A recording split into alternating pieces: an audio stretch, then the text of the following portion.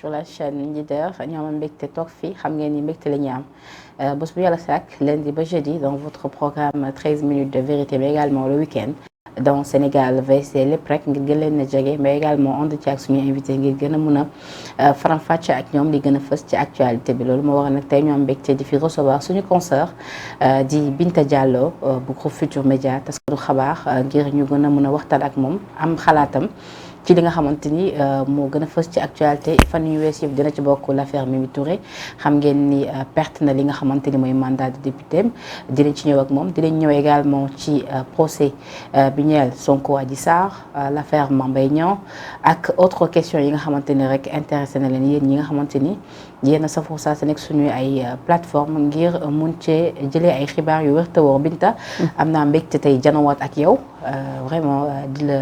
nuyu tey di la bàyyi nga nuyu. maa gën a am mbégte Penda di la nuyu nee naa la yow saa yoo ma woowee rek damay ñëw surtout nag rawatina nga nekk jigéen man moom damay def discrimination positive toujours pour les femmes parce que loolu laa gëm. pour man jigéen ñi dañu war a toujours nekk ci kanam ñi ngi ci sax mais dina gën a bay yokku. di nuyu borom kër gi. ndax boo duggee ci kër da ngay nuyu borom kër gi. nuyu képp kuy liggéey di nuyu aussi la technicienne. xam naa ne boobu ba léegi mi ngi wax ak ñun. gisaguma ko tuuti maa ngi lay nuyu bu baax a baax di jàmbaar la moom itam. di nuyu say téléspectateurs loolu la ñuy wax wala. waaw. di leen nuyu ñoom ñëpp. loolu am na solo. alors Binta fi ma bëgg ñu dooree ko laata ñuy xool ci l'actualité politique dama bëgg ñu dellusiwaat tuuti ci ginnaaw accident yi nga xamante ni fës na loolu ci réew mi. ni ki fan yee ñu weesu donc ñuy ñaan sax yàlla di ko fay yemale ndax nag métti na lool. mais ci loolu ba amoon ca Sikilo. rappelé que ni propriétaire yi ñaari bus yi. dañ leen doon yoon dafa leen. topp foofee ca tribunal bu Kaolack ñu dem xaar li nga xamante ni moo di délibéré bi ñu ne daan nañ leen lu toll si ñaari atu kaso avec sursis ak amende bu toll ci 106 000 francs CFA. ban lecture ngay def ci loolu. li may def ci accident yi nga xam ne ñi ngi am de façon générale rek parce que bari na xëy na boobu nag moom mooy drame bi nga xamante ni moom moo fi mujj am gannaaw la bateau le Joola li ñu perte daanaka mosuñu ko am ñu ñaan mu yem fi déjà di jaal ñuy jaale seen i mbokk aussi ñi am métit aussi blessé ñu ngi leen di ñaanal ñu wér ak jàmm delluwaat ak seen sago mais nag Penda je pense que bi ñuy wax ba léegi on va trouver des solutions mi ngi bëgg a yàgg je pense que jëloon nañ ko en 2017 si je ne me trompe jëloon nañu ay mesures mosuñu ko appliquer parce que y a eu pression l'État recule ñu ñëwaat encore aussi on a pris 22 ou 23 mesures gis nga des transporteurs ñii nee na ànduñu ci ñii ñële fu ñuy mujj ci reculer je pense que pour trouver une solution ou bien des solutions pérennes aux accidents mortels de la route état dafa war a am dañu war a am un état fort lu waaye buñ ko génnee ñu di ko appliquer parce que yow après accident bi yaa ngi gis les images yu nekk ci réseaux sociaux yi ils refont la même chose je pense que il faut que ñu appliquer la loi dans toute sa rigueur tant que appliquer wuñu ko lu neex waay rek ngay def ci tali mais c'est ça moom laa lay wax bi ma ko gisee parce que est-ce que man rien ne me choque plus parce que gis nañu benn chauffeur bi doon dawal di lekk plateau doomu daawam teg ko ci wetam di dawal devant ngay gis yenn oto yoo xamante ne dañuy pante di romb les forces de l'ordre di romb les points de contrôle après nag su amee un drame alors on se réunit tout de suite on prend des mesures quelques jours après comme sénégalais dafa gaaw a fàtte ñu sànni ko fële et puis l'anarchie recommence je pense que état rek moom mun ci di dara état dafa war a am dëgër laay ban di reculer devant les pressions parce que nag su continuer noonu waxuma la drame de Sikilo yàlla bu fi amaat mais ça va continuer malheureusement mais il faut que état jël les mesures idoines bu jëlee les mesures idoines mu appliquer ko parce que tey jii bu ñu jëlee mesure bu safa saf teg ko sa kaw ne la di nga fay sanction bu toll nii wala dinañ la yóbbu prison peine sursis c'est vrai que c'est une condamnation mais dañ leen war a ku ko def dañ la war a condamner boo toogee prison ndax lii ma def bu ëllëgee boo ko waree def di nga ko xoolaat. mais gis nañu après finalement li nga wax noonu Binta ba ñu annoncé mesures yi li nga xamante ni moo ci topp yëpp grève bi nga xamante ni transporteurs yi def nañ ko. peut-être nul n'était l'intervention du khalife général des Mourides Mountakha. peut-être même que grève bi depuis dina gën a mën a durer. donc par rapport ak pression bu nga xamante ni souvent bu ñu annoncé mesures rek. yenn syndicalistes yi dañ koy def teg ci kaw état que finalement ca mujjante ba duñu gis ni dina teex fenn peut-être ci ab table toog waxtaan lay mujjee te xëy na mën nañu njëkkee foofu waxtaan nañu ak je pense le ministre des transports waxtaan nañu ak moom ñi nga xam ne ñoo nekkoon en grève mais point bi ñu ne moom la ñu il faut que ñu dindi ko mooy les 23 mesures ça veut dire que état ñoom nanguwuñu jël en considération les décisions de l'État 23 mesures yi état bi jël c'est vrai que xëy na am na yoo xam ne arrangé wu leen si mais am na yoo xamante ne pour éviter des accidents mortels il faut les appliquer moi je pense que état dafa war a ferme sur la question maa ngi gis xawma kan mu ne nañu je pense que c'est ma soxna kan nañu réquisitionner les transporteurs les chauffeurs pour ñu dem liggéeyi parce que yenn yi caaxaan lay nuróol am na yoo xamante ne aussi bu ñu la solution aussi ça passe par renouvellement du parc automobile les transports de masse yooyu yëpp waroon nañ si egg si ñi ngi ci TER ngi fi BRT ngi fi ñi ngi renouveler nank je pense que bu loolu yëpp bu ci état tegee indee les transporteurs dootu ñu nekk di buur di bummi je pense que daal bu ñu bëggee lii jóge fi il faut que ñu éviter les pressions parce que pression yi jóge rek ci transporteurs yi Sénégal c'est un pays de pression il y a des lobbies qui sont derrière état bu bëggee def lii ñu ne ko doo ko def l'état aussi a les mains liées mais état waru am les mains liées un état doit être fort Penda tout à fait alors autre actualité bi nga xamante ni tamit depuis démb mën nañ ne tey bi ñu xëyee sax journaux yu bëri moom la ñu xëy titré ko à la une mais l'affaire Mimi Touré donc à rappeler que ne Mimi Touré ci coalition Benno Bokk Yaakaar la battre campagne lors des législatives mu nekkoon li nga xamante ni mooy tête de liste nationale bi remporté li nga xamante ni moom moo di combat bi donc de justesse oui. voilà tout juste opposition topp ci ginnaawam donc depuis lors ci installation yi problème am ci fàttali d'accord ci choix wu Mame Diop d'accord également ci li mu jàpp ni président dafa bëgg briguer ab troisième mandat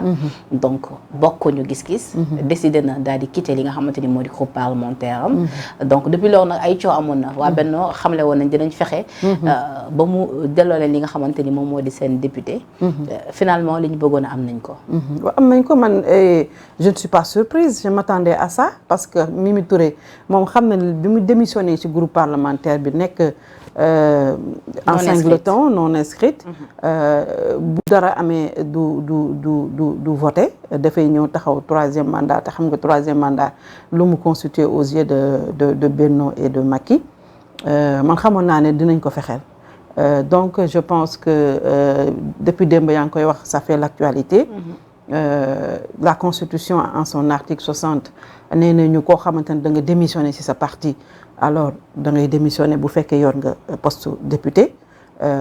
article 7 bu règlement intérieur bu Assemblée nationale la charte fondamentale ñu fekk ci article 60 bu constitution wax la même chose fan le problème bi nekk mooy parti la ñu wax te yaa ngi koy wax léegi Mimi Touré ci base coalition bi nga xam ne moo nekkoon la tête de liste nationale foofu la gagné donc foofu am na problème la loi ne dit rien sur ça man maa ngi déglu les spécialistes en matière en question parlementaire ñoom ñëpp dañoo am problème parce que xamuñu ñoom fan la ñu sukkandiku pour dàq Mimi Touré. bëri sax la ñuy wax moo di dañoo salfaañe foofu li nga xamante ni dañ ko salfaañe mais gis nañu ko mel ni Mamadou Lamine Thiam rappelé que ni président Abdoulaye Wade bi muy introduire l'article 60 c'était pour ñu éviter ce qu'on appelle la transhumance parce que ñoom jàpp nañu ni ab député bu jógee ci ab coalition ngir nekk ab ba ñu jox la askan bi fal la waroo fa quitter pour di dugg ci beneen parti wala ci beneen coalition donc ñoom sax nee nañ ci base boobu la ñu sukkandiku ngir mun a jàppale waa Benno ba ñu mun a voter pour ñu wàccee ki nga xamante ni moo di Mimi Touré partagé nga boobu gis-gis non partagé wu ma ko parce que dafa am ay jurisprudence yu fi amoon Mbaye Ndiaye ak Cissé Lo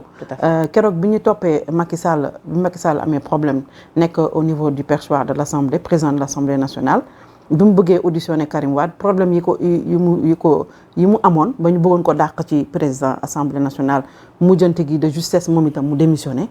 après xam nga ne dañoo dàq ki nga xamante ne Mbaye Ndiaye ak Cissé Lo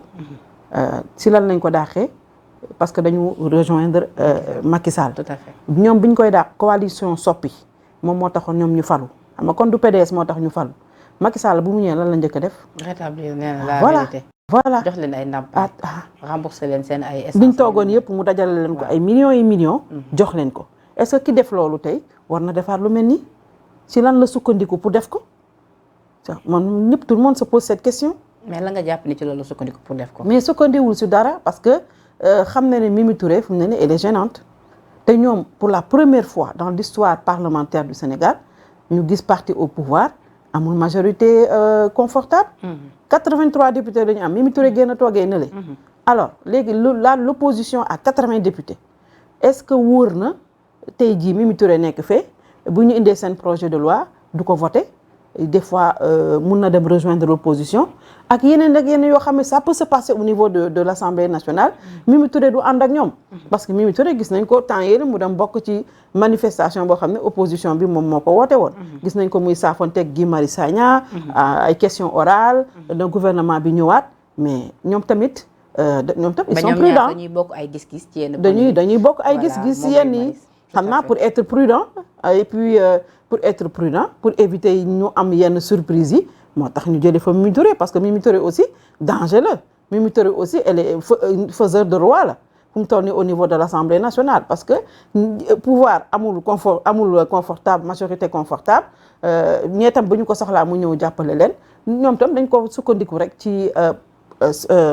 question politique moo la ñu jiital pour dàq Mimi Touré parce que Mimi Touré n'a jamais démissionné man mosuma gis mu déposer sa lettre de démission au niveau du parti. Mais justement par rapport ak loolu c'est-à-dire moralement également c'est-à-dire bu ñuy wax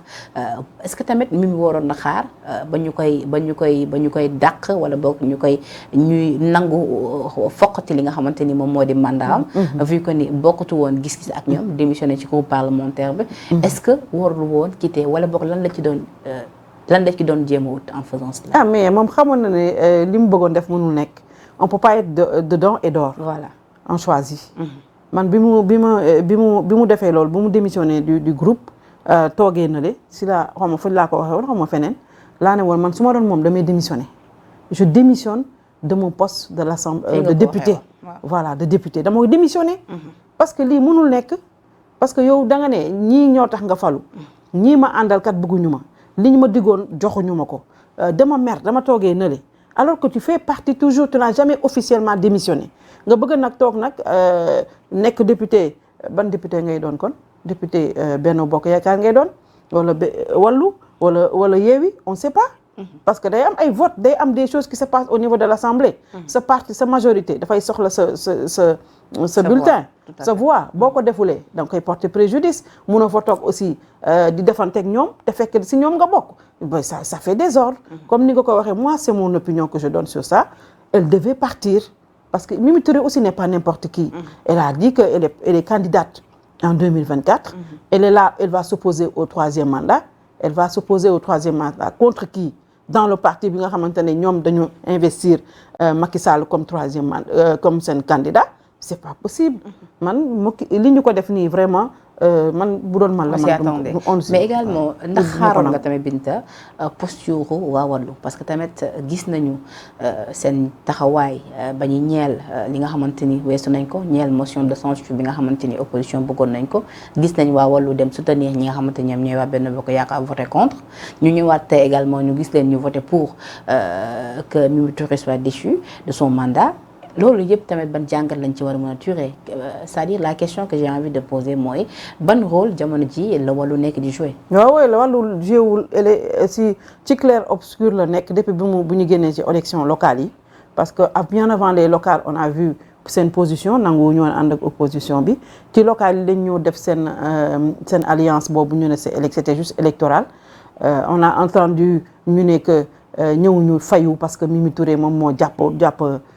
Karim Wade du revanche même si ñoom rek ñoo convaincre ñu personne mun na nekk revanche aussi parce que musuñu nangu li Mimi Touré def à chaque fois ñëpp moom la ñu gis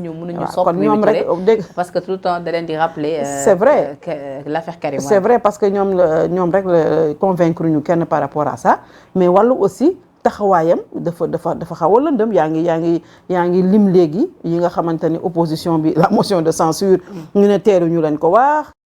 teel a ñëw def seen groupe parlementaire taxawee na le c'était juste pour ànd ak ñoom peut-être bu ñu am nañu seen groupe parlementaire léegi nag ñu ngi dérouler seen stratégie parce que soo waxee ñu ne jeex na depuis les élections locales yi tout le monde sait que Karim Wade rek moom moo tax muy je sais pas muy def des stratégies yoo xamante ni ñun maîtriser wuñu le fond du dossier. Est-ce que même le PDS maîtrise le fond du dossier parce qu'on dit que Wade ak Macky Sall ñi ngi waxtaan. Karim Wade ak Macky Sall ñi ngi waxtaan en direction de 2024 parce que bul fàtte ne dañu annoncé woon amnistie pour Karim. Annoncé amnistie pour Khalifa Ababacar. Mais le PDS a dit que bëgguñu amnistie dañu bëgg mooy ñu réviser le procès. Il y a tout ça. Il y avait le protocole bi nga xam ne bu ñu ko fàtte mukk de Conakry boo xamante ne bi fa Wade jógee Sonko di xaar ne moom lay jàppale. day joxe consigne de vote pour lui ba mu fa jógee la ñëw ne jàppale wu ma kenn. ñu falaat Macky Sall sur un plateau d'argent. Il y a tout ça. Il y a des deals des non-dits yoo xamante ne ñun maîtriser wuñu ko et même le PDS je suis certaine que maîtriser wuñu li nga xamante ne Wade moom lay dérouler pour son fils. moo tax tout ce qui se passe au niveau de Wallu c'est Wade qui donne le feu vert. ñoom lu Wade wax la ñuy def parce que Wade ki mu fa teg Lamine Thiam xam nga ne nitu Wade la lu Wade wax la wax lu Wade waxu ko ak ñi nga xam ne ñoo fa nekk donc li ñuy def yëpp ce sont des stratégies pour Karim Wade. et puis tout le temps gis nañ Mamadou Lamine Thiam bu ñu posé na yenn jalons yi tout le temps après day ñëw pour se justifier. C'est ça. Mais terewul ñu bëri jàpp nañu ba tey deal bi ñu yàggoon ñu njortu peut-être retrouvailles entre familles libéraux. peut-être loolu instant bi ça se trame. déggoo li ma la ma ne ñu ngi si biir ay protocole ñu ngi si biir ay deal ñu ngi si biir ay yu kenn xamul comme on a l'habitude de voir sur élection présidentielle di ñëw dañuy gis ay ñuy def ay. Bon je sais pas moi di gisante seen biir di def ay kii yu ndaw après lay génn mais je suis sûre et certaine que Wade bu toogee Sénégal c'est pour son fils Wade bu nangoo taxawee nële bañ a ànd ak opposition bi c'est pour son fils moom ak Macky Sall lan la ñu waxante ba mu Wade ne pat dootuñu dal ci kaw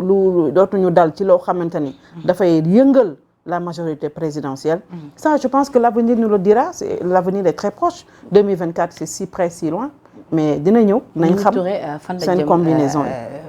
selon toi fan la war a mën a jëm instant bi gis nañu nag waaye Yewwi ñoom vraiment ñu ngi koy soutenir. dégg naa ci kàddu ku mel ne Abba Mbaye ñoom ñëpp ñu ne lu muy dund injustice la gis naa Khalifa Ababacar Sall def ci ab poste ni lu ni mel injustice la et que dinañ ko xeex. Mimi Touré maintenant plus proche de Yewwi et pourtant on se rappelle ci législative yi tension bi nga xamante ne amoon na si seen diggante moom personnellement sax ak ki nga xamante ni moo di Ousmane Sonko un des leaders phares de Yewwi Askan Wi. Alors Yewwi Askan Wi y a Sonko qui est là-bas aussi te ñoom bul fàtte que ne en direct elle est candidate Mimi te ñoom xam nga ne duñu investir benn candidat. lu ñu décidé woon mooy que dañuy dem de façon dispersée candidat bu gën a am bu génn ci premier tour bi ñoom ñëpp ñu ñoo jàppale le deuxième tour. loolu la ñu waxante. Mimi Touré nag ba léegi moom musul wax ni def un clin d'œil à Yewwi parce que gis nañu la dernière fois ñëwul ci meeting bi nga xam ne Ousmane Sonko def na ko. musuñu ko dégg tamit mu ngi ne dem na ci Yewwi wala sax mi ngi jéem a rapproché wu ak Yewwi même si y a elle n'a jamais rien dit sur la peut-être tey. gisee ak Sonko ñu ngi koy waaj ak amoon ay rumeurs yi nga voilà tey moom day def conférence de presse xëy na dina leeral yëpp mais man Mimi Touré je pense que dafa war a créer son parti. elle a tout pour créer son parti c'est une dame de valeur Mimi Touré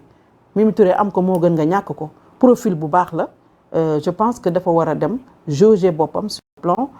électoral. ci ni mu nekkee profil bu baax boobu foofu laay waxee est-ce que tey jii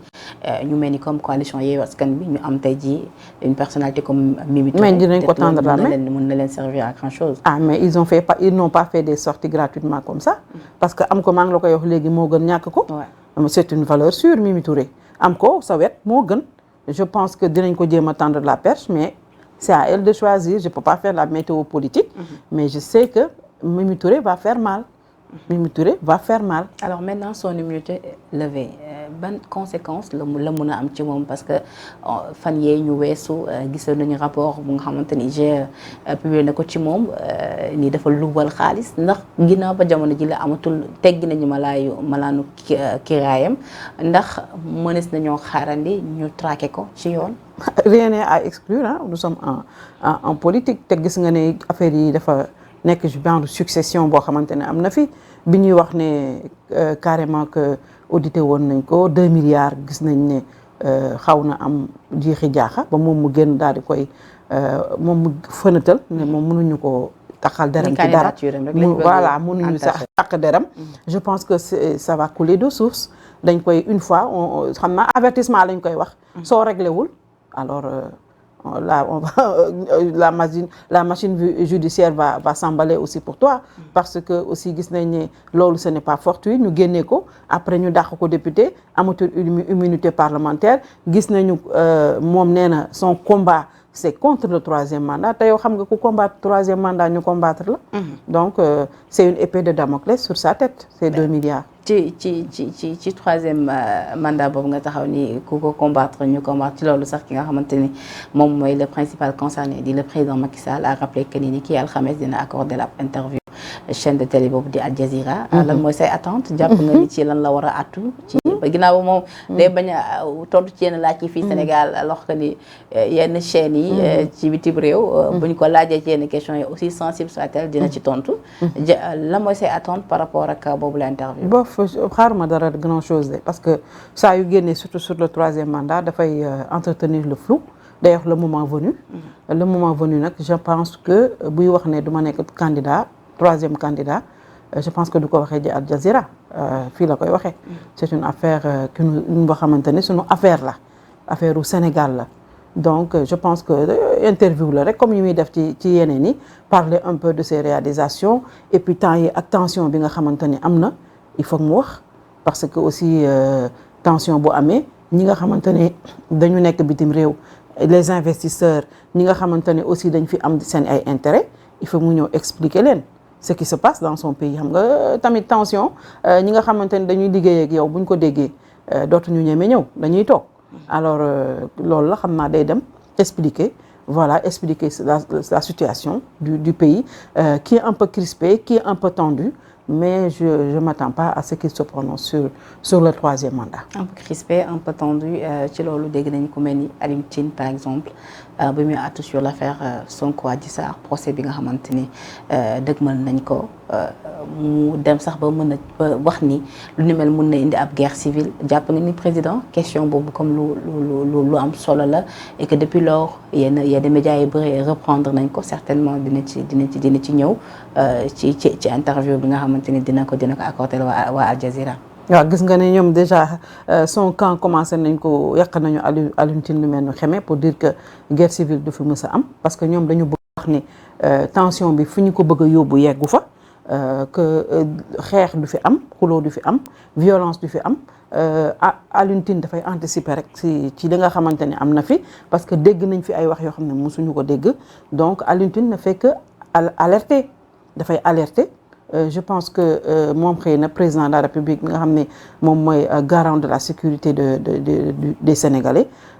il a intérêt à parler il a intérêt à nous dire ce qui va se passer parce que ñun ñëpp bëgg nañ ko dégg sur la situation situation bi nga xamante ne aussi du situation bu ndaw aussi nit ñi bëgg nañ ko ci dégg bëgg nañ ko ci dégg aussi parce que même su fekkee il a essayé un peu brossé keroog si la rentrée des cours solennelle des tribunaux nee na dina protéger la justice du bàyyi kenn di salfaañe justice bi tout le monde veut écouter le président sur la situation actuelle je pense que dina ci wax alors ci confrontation plutôt l'affaire Sonko Adji Sarr bi ñu taxaw noonu sax c'est important parce que c'est vrai qu'au départ maa ngi koy wax léegi c'était une affaire privée mais ndax dinañ ko jàppee une affaire privée puisque depuis lors on en parle ça a fait plus de 14 morts ak yu ni mel tey jii ñu dem yëf yi ñu bëri jàppoon ni ab non-lieu moo ci am ñenn ñi bokk ñu dem finalement ni dañuy dem ca procès yóbbu ko ca chambre criminelle coow li gën a bëri ñu gis Sonko def ab méga meeting ca Kër Massar ñu gis ko moom mu dur sur le ton ñu gatsa donc yu ni mel ni yëpp tey ji tax ba ñu bëri def ay interrogation ñi jàpp ni waroon waxee ni c'est trop fort ñi jàpp ni ñi la mënoon waxee parce que injustice la subir loolu yëpp Binta ban gis-gis nga ci toog naa fii ak yow sama première fois moom fii ñëw nga ne ma ñu bari duñ jàpp ne da nga bañ Sonko man la bañuma Sonko man violence bi mu nekk dans son verbe loolu moo ma neexul parce que violence ça ne règle pas du régler benn problème la violence est l'arme des faibles violence c'est l'arme des faibles gis nga nit ki boo fekkee da nga bëgg aspirer à diriger un pays Sénégal da ngay am un verbe beaucoup plus boo xamante ni fédérateur nga xamante ni boo waxee nit ñi déglu la sur des projets de société surtout ay ndaw di la déglu bu la ndaw yi di déglu da nga leen di wax loo xamante ni daf leen di indil dara mais allez-vous tuer préparez-vous au mortel combat au mortel combat moo fi indi les 14 morts il faut pas l'oublier il faut oser le dire bi mu fi wootee ko le mortel combat 14 morts ana les 14 morts nous sommes restés sur notre faim depuis que le ministre de la Justice avait annoncé que une commission d'enquête dinañ ko teg indépendante ana commission d'enquête bi amul alors il revient et pour dire préparez-vous c'est terminé ex sina terminus si koo xamante ne yow yaa ne woon procès il faut que mu am mais les barres sont là il faut que procès am alors procès foog mu am si biir procès bi au départ c'était une affaire privée ñëpp xam nañ ko il n'a pas nié que dem na fa dem na Sweet Beauté moom si boppam nee na maasewu naa fa xam nga yooyu yëpp moom moo ko wax ñëpp di ko dégg alors le processus a suivi son cours il y a eu beaucoup de choses qui se sont passées il am na ay audio am na ay témoins il y a eu plein de choses yoo xamante ne am na fu ñu mujj nag c'est ça qui est important mooy procès bi mu doon wax procès day am procès dafay am parce que le juge moom mi nga xam ne moo yor dossier bi classé wu ko sans suite dafa ni dañ koy yóbbu aux chambres criminelles maa ngi koy dégg keroog mu ne lu tax ñu may yóbbu criminel parce que le viol est criminalisé mais jusqu'à preuve du contraire il bénéficie d'une présomption d'innocence kenn waxu ko ne moom moo violé Adji Sarr kenn waxu ko mais nag moom moo ne woon dama bëgg a dem procès dem nañu en instruction mu toog ñu koy laaj tontuwul mu génn ses avocats se sont précipités pour dire le dossier est vide donc non lieu xam nga ñoom joxe nañu le verdict avant l'heure malgré tout juge bi continué na li mu doon def ne dañuy dem procès mais pourquoi Sonko du dem procès mais c'est-à-dire Binta fi nga taxaloon c'est important c'est-à-dire c'est vrai que ni waxoon na ni moom Sonko waxoon na ni bëgg na dem procès mais bi mu koy wax tamit est-ce que du ci contexte boobu li amoon moo tax mu wax ko par la suite gis nañu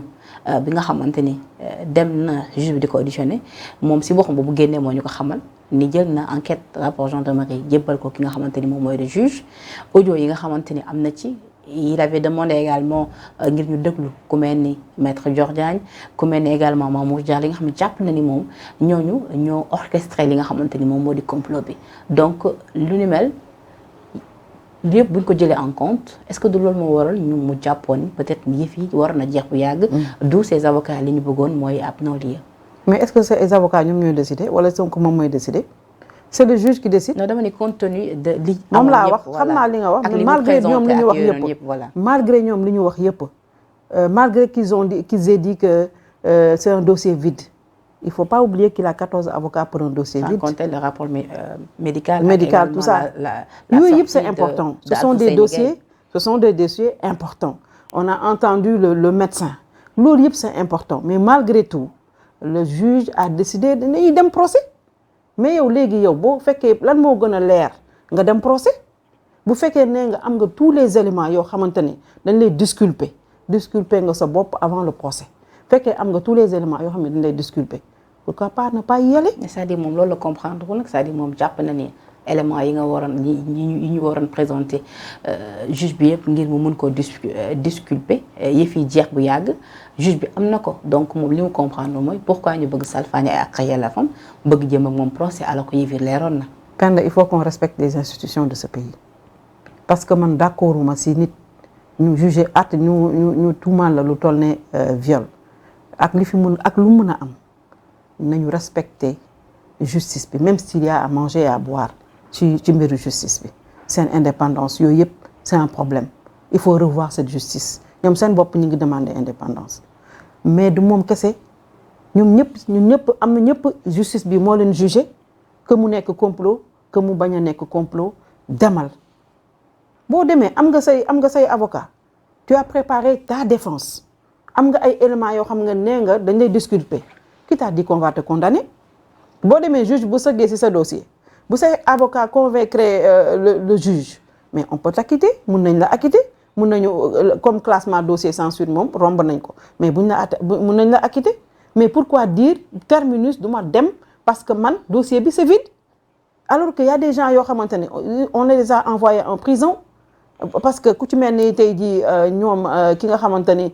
si ñoom la bokk ñu tuumaal ko fi viol anamu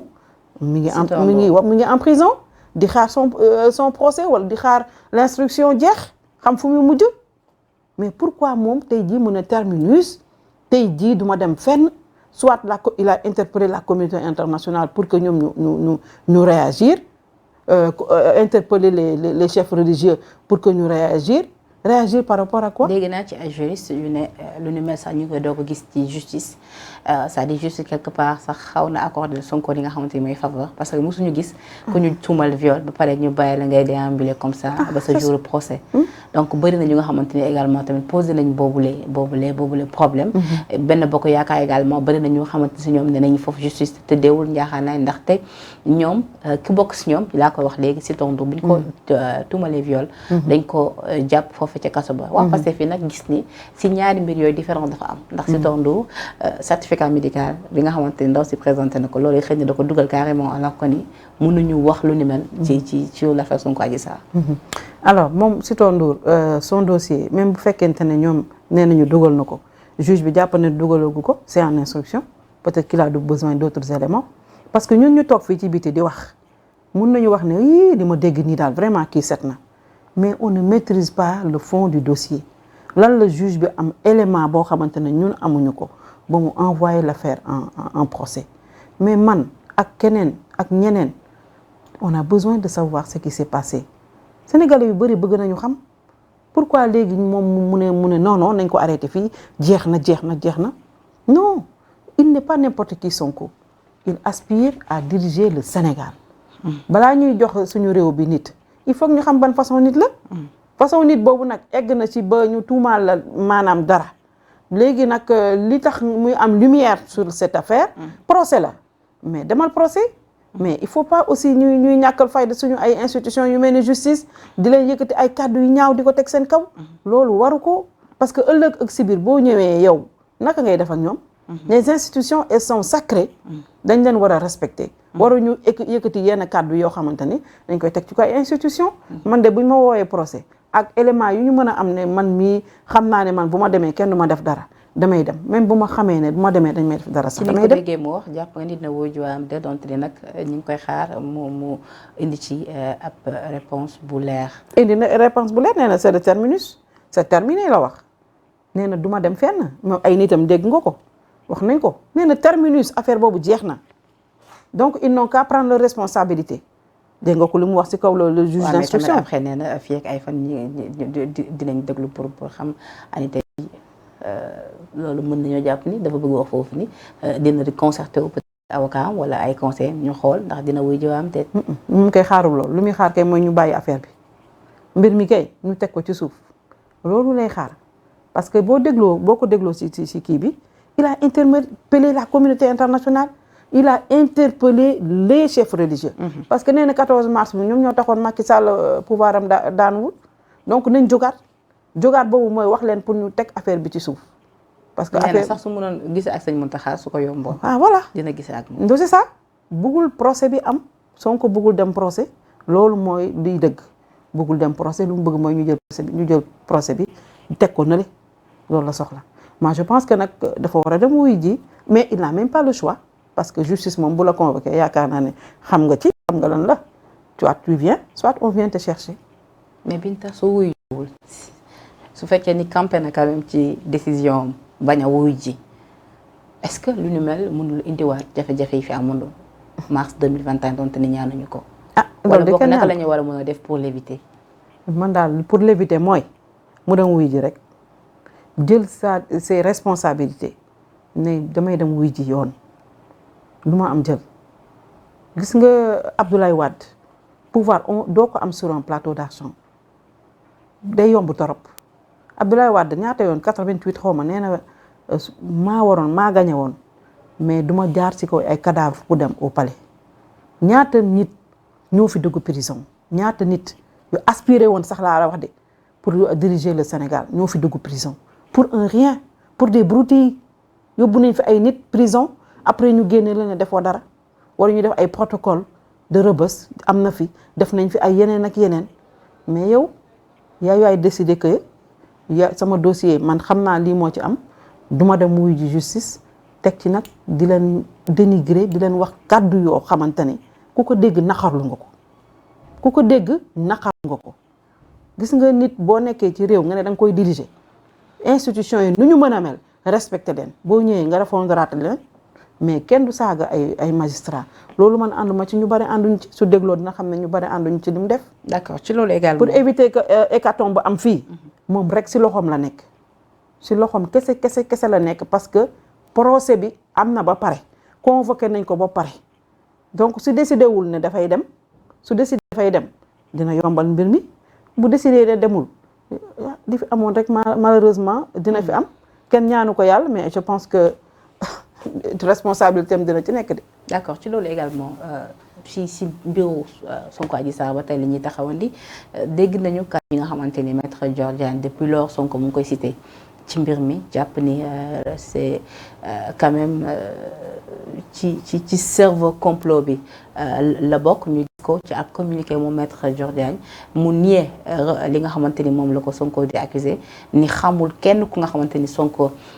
tudd na ko ci mbir mi ni xamul sax Sonko personnellement et que moom personnellement sax ak pitié lay éprouvé pour ce père de famille époux comme Sonko jàpp nga ni tamit maître Dior Diagne yooyu les kàddu waroon na ko yëkkati ci jamono ji nga toll nii peut-être ñu bëri ñi ngi ut naka la ñuy stabiliser réew mi éviter yenn kàddu. je pense que même man su ma doon moom la sax du ma génn di wax. vraiment comme yàgg nañ ko ci cité boobu ba léegi mu noppi ba mënoon na noppi continuer noppi comme jàpp ne moom du ci lenn. donc gisuma propos yi nga xam ne yëkkati na ko lan la ci yokku lan la ci wàññi jaru ko woon. je pense que fu ñu toll nii comme ni nga ko waxee au-delà même du procès bi nga xamante ne war na am aussi il faut que ñu waxtaane waat réew mi. il faut que nit ñi toog. c'est important le dialogue politique bi nga xamante ni amoon na fi xam ne jurul lu bari il faut que ñu xoolaat ko parce que Sénégal gi bu ñu ko bëggee préserver contre la violence kenn bëggu fi violence. parce que xam nañ ne ñi ngi am suñu pétrole ak suñu gaz en 2023 tous les prédateurs ñi ngi taxaw xosi seen almet di xaar coow am. ba ñu sànni ko suñu dëkk bi tàkk yàlla bu mu am. amiin ba ñu dugg nangu suñu alal. parce que gis nañu dëkk yu ñu wër comment ça se passe. loolu kenn ñaanu ko yàlla. suñu jàmm gi ñu am dañ ko war a préserver. société civile boo xamante ni bu forte moo war a taxaw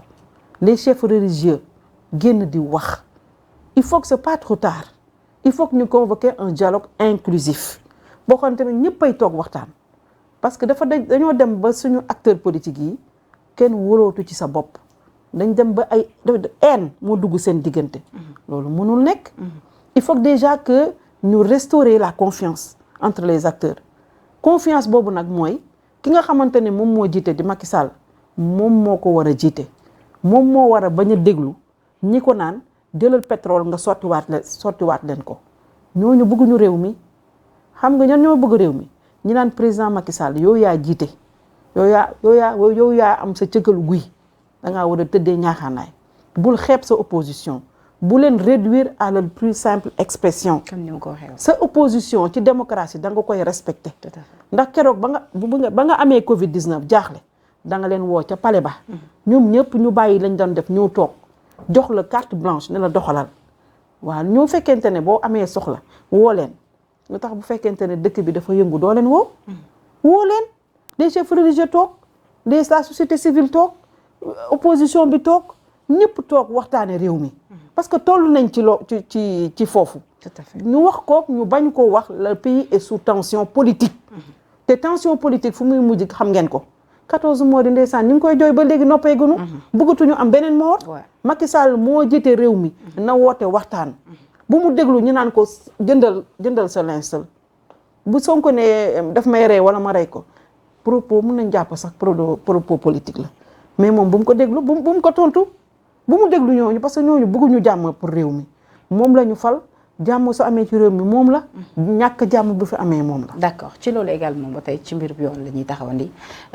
l'affaire Sonko Mame Mbaye Niang également c'est d'actualité. Mame Mbaye Niang procès bi ñu ngi ko dëgmal le ñaari fan ci weeru février à rappeler que ni nag Sonko dafa rappelé woon li nga xamante ni coow loolu fësoon na fi sax ay jamono ni Mame Mbaye Niang jamono ji mu nekkee Prodac dafa luubal lu toll ci 29 milliards.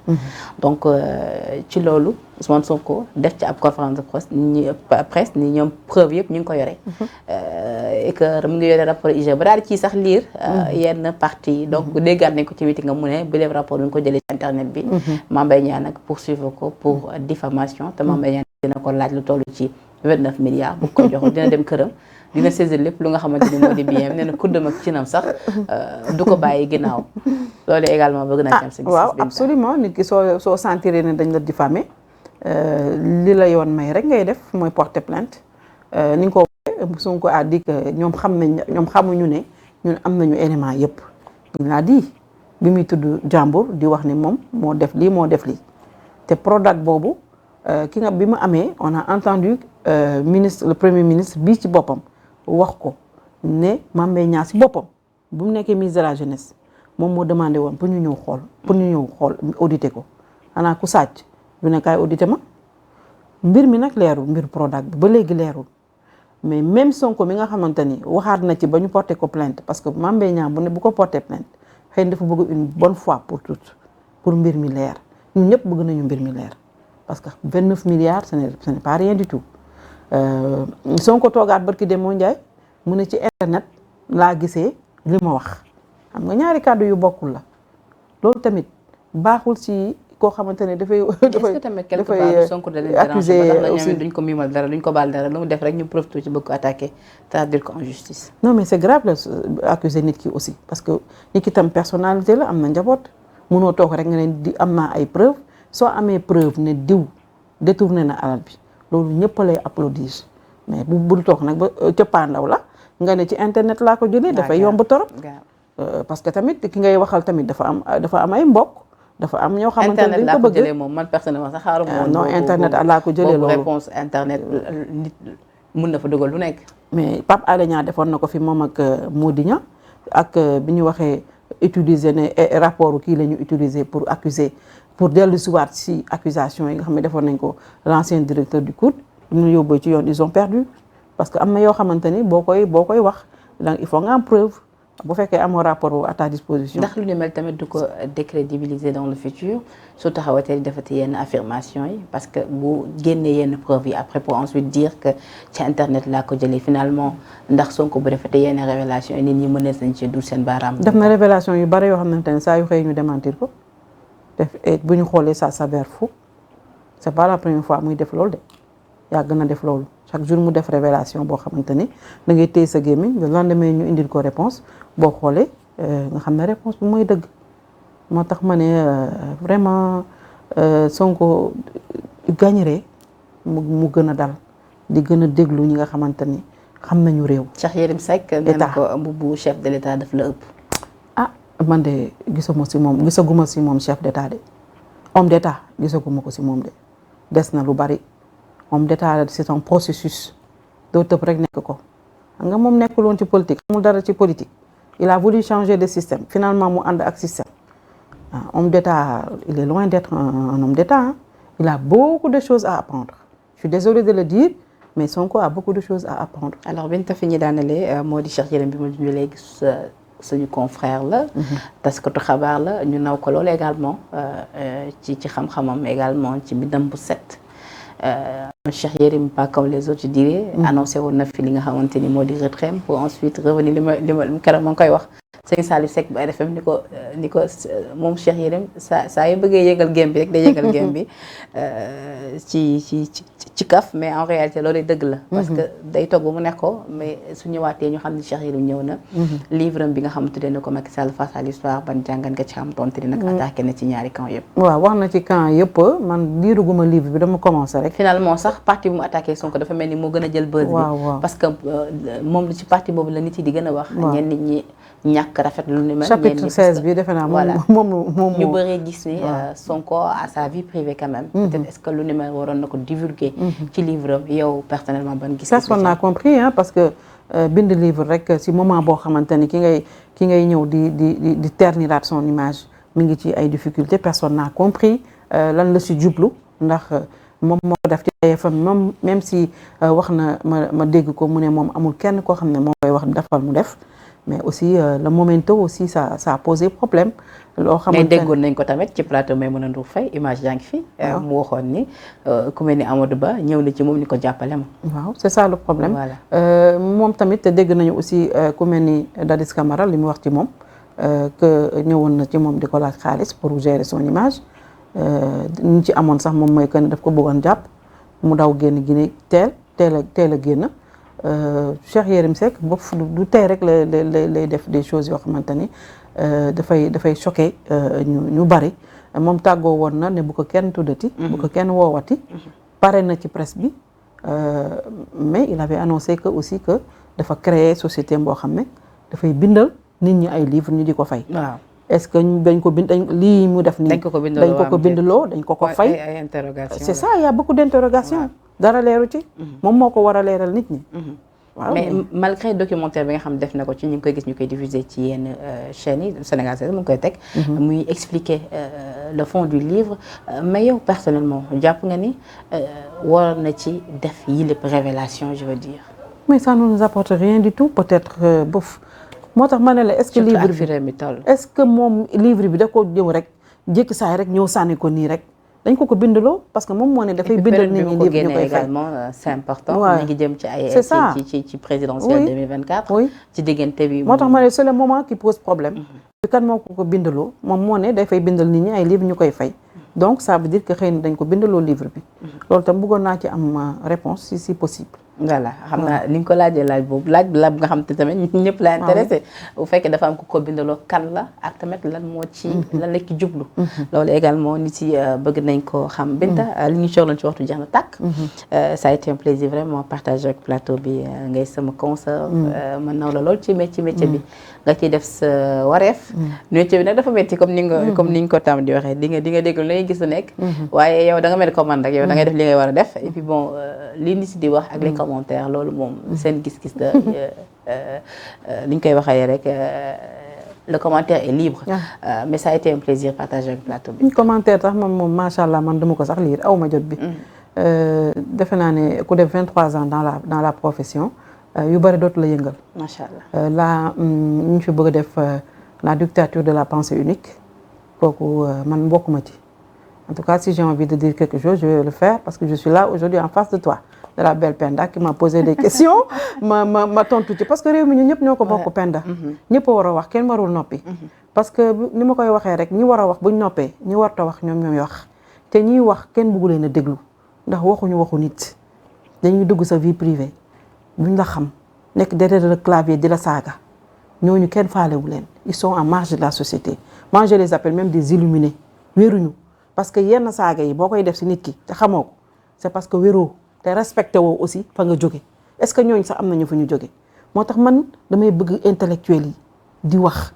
affaire bi mu amee Sonko bi gis nga les intellectuels commencé nañ di bind y a quelqu'un même un professeur boo xamante ni ci moom la nekkoon bind na un bon texte sur Sonko ne bàyyi na Sonko bàyyi na Pastef parce que mënuñu fermer les yeux sur des choses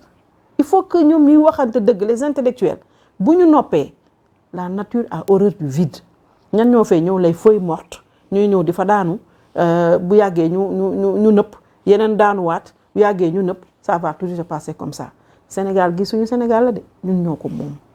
waroo noppi Penda man waruma noppi su ma amee sama xalaat mu baax mu bon sama xalaat la dama ko war a wax nous sommes dans un état démocratique liberté d'expression am na fi malgré tout ce qu'on peut dire liberté d'expression am na fi ñun ñëpp dañoo war a wax ndax réew mi toll na foo xamante ni boo ku waxul nag lu fi mën a am ëllëg na nga fexe ne bokk sa responsabilité engagé na fi donc man maa gën a am plaisir di ñëw toujours Sénégal 7 di jàkkaarloog ñu yow ak ñu mel ne yow di waxtaane réew mi mu baax mu bon ñu joxe suñu xalaat rek loolu rek lañ si jublu di gërëm ñëpp di sant ñëpp di wax à la prochaine fois. À la prochaine fois Inch'Allah Binta, ça a été un plaisir di la ñaanal jàmm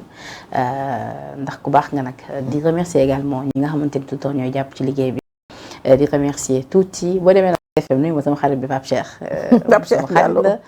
Pape Cheikh. ku baax la waaw ku baax la je me rappelle nit du fàtte. démb te man ak moom démb la donc moom ku baax la maa ngi koy nuyu.